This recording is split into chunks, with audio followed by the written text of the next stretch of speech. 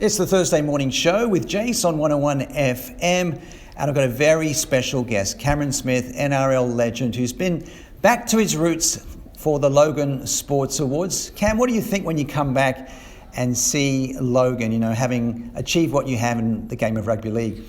Yeah, first of all, thanks for having me on, Jace. Look, it was a great night at the Sports Awards. Many deserving winners up there, and it was actually my first opportunity to see the new sports complex. I know it's been there for several years now, but it was my first opportunity. I was pretty impressed with that. It was a great night, a lot of people here, and I don't get as many opportunities as I'd like to get back to Logan. I've still got a lot of my family up here, so I try and visit them when I can. But I guess my first impressions is that it's grown so much. Like I've lived in Melbourne for nearly 20 years. I only just moved back start of this year, so it's that was my first impression, is how big actually Logan has got now compared to when I was a little fella. But it's nice to see how big it has got and how popular the Logan region is, and just how good the sport is going in Logan in general. When you were at Marsden State High, did you ever imagine that you'd have the career that you did in rugby league?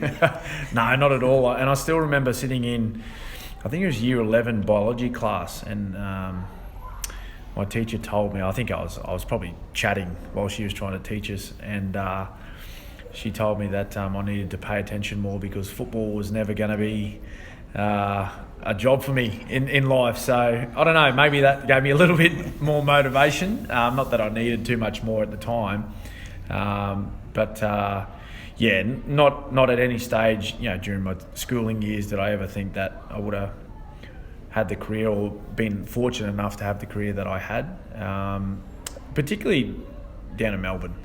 I was always a huge Brisbane Broncos fan, and thought that if I ever had an opportunity to play in the NRL, it would have been with Brisbane, but ended up being down in Victoria, of all places, and it turned out pretty good for me. Oh, sure did. 19 seasons.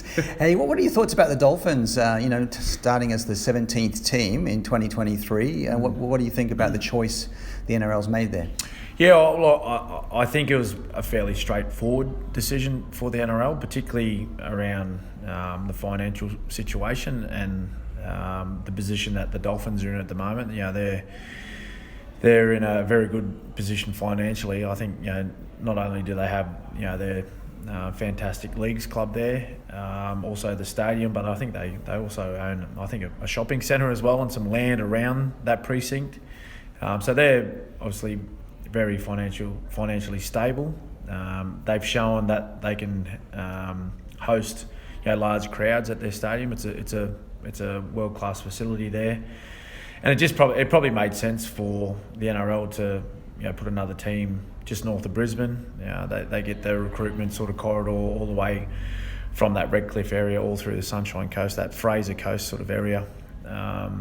And it's a huge catchment, and it's a very strong sort of rugby league area as well. And Wayne Bennett as coach, what do you think about that? Even though he's in his 70s now? No, look, I think Wayne has shown, I think particularly over the last couple of years, where people have said or questioned whether he should still be coaching. You look back to 2020 when he took over the Queensland State of Origin job.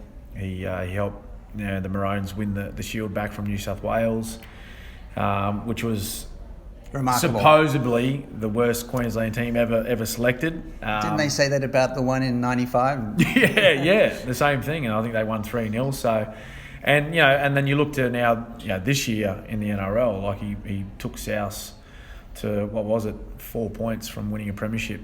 So he's a quality coach, has been for a long time, and he just seems to be able to get the best out of the players that he coaches. So I think that it's a great decision to have Wayne Bennett there as the inaugural coach of the Dolphins, and I think they'll be looking to make a mark on the competition pretty early.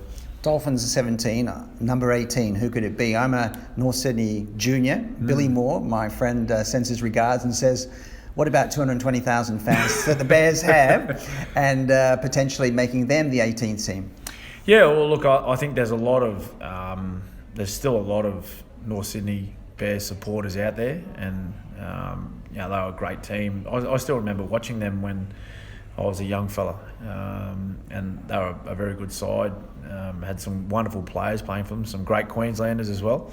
But I don't know. Look, I think it'll be Redcliffe Dolphins, obviously, and then I think... Not Redcliffe, just Dolphins. Sorry, it'll be the Dolphins. And I think the NRL and the Commission may see how that team goes for maybe a few years at least before there's another team introduced into the competition. Because if you introduce another team, you then have to find more talent to spread across that side.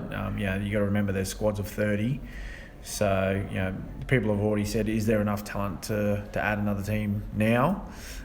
What do you think? We're going to find out soon. Well, I guess it's a fair question, because if you look at the competition this year, I think a lot of people were talking about one-sided. Well, there was sort of 4 teams that were playing some quality football all year, 4 or 5 teams, and then there was a huge gap to the rest. So whether that's talent or coaching or list management, it might be a mix of all 3 of those things. But I guess the important thing for me is that you don't just want to add a new team for the sake of it, and because of that you see the standard of the competition diminish. You always want to have a high quality competition that people enjoy watching, and that when 2 teams are matched up, no matter what those 2 teams are, that there's going to be a close contest. Now, these strange times we're living in with the COVID and all that, and NRL has decided not to follow the AFL in mandating vaccinated players. Yes. In fact, the AFL says that they must be double vaccinated by February. Yep. NRL has left it up to individual decision. What's your view? Oh, look, I just think that they've done that knowing what the state governments were going to do, and we've seen now that the Queensland government have just jumped on board with all stadiums throughout Queensland and sporting clubs. I believe you need to be vaccinated to enter it. So it really doesn't matter the position that the NRL have as far as mandating the vaccine. If you're not vaccinated, you can't enter these stadiums. So you won't be able to train, you won't be able to play in any of those arenas. I know, speaking with a couple of people from Melbourne with the Victorian policy about being double vaccinated, there's a player there at the moment, Nelson Asofa Solomona, who is in a position where he's not vaccinated right now, so he won't be able to return to training at Amy Park with the rest of the team and until he is. So if he can't train, he won't be able to play. There's consequences for athletes in the NRL competition, that if they're not vaccinated, they won't be able to fulfil their requirements that their contract says. So they may find themselves out of pocket somewhere. So what's your message to them? Oh, look, I just think that I don't have a message to them. I'm not telling players that they need to get vaccinated or not to get vaccinated. It's their personal decision to choose to get vaccinated or not. All I would say is that there's obvious consequences if they choose not to. Now, you retired in March. Seems like a long time ago already. What's keeping you busy? I see you in the media and I can see you out and about, but what's 2022 hold for Cam Smith? Yeah, well, look, I really enjoyed doing a little bit of commentary this year. I didn't do a whole heap. I first started commentary through the State of Origin series, and then I did a lot of the back end of the season when the competition moved to Queensland. And also I did a little bit of work on radio too.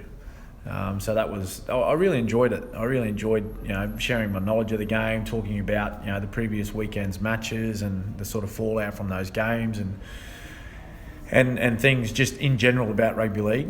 That was great fun. I'd like to think that, I'll be on radio again, and I'll be doing some commentating with Channel 9 again. Outside of that, I'm really enjoying living a more normal life now. than what I was when I was playing, because it's not like when you're playing elite sports, it's not everyday life like everyone else lives. It's pretty much dictated by the game and the sport that you play, and every decision you make in your life, it's always around the next training session or the next game or whatever's coming up. Whereas now, I get to go to most of my 3 children. They play their own junior sport now, so I can go watch them play. I can go help out at training. I can have a quiet meal and a beverage with my wife in the middle of the week without worrying about getting up early the next day for training. So I think really that's the main part, is that I'll have some work commitments on in 2022, but the main part is just enjoying living a normal life with my family. Well, it's a great pleasure to meet you, Cam. Congratulations on your career and all the best for 2022. Thanks, Jace. Appreciate it.